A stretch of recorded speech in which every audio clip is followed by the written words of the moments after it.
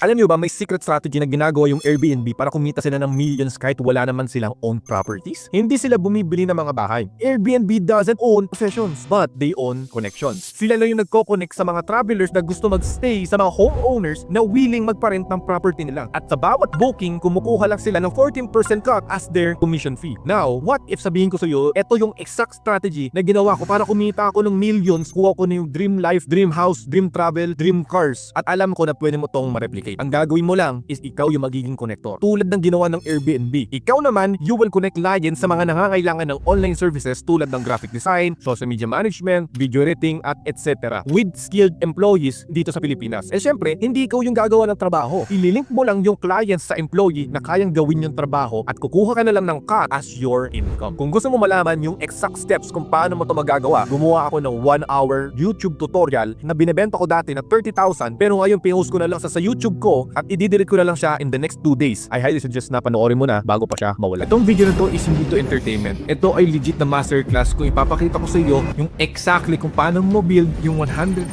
pesos per month na online business na pwede mong gawin na kahit wala kang puhunan, kahit wala kang skills at kahit gamit lang yung phone mo. At syempre, kahit nasa bahay ka lang, magagawa mo to.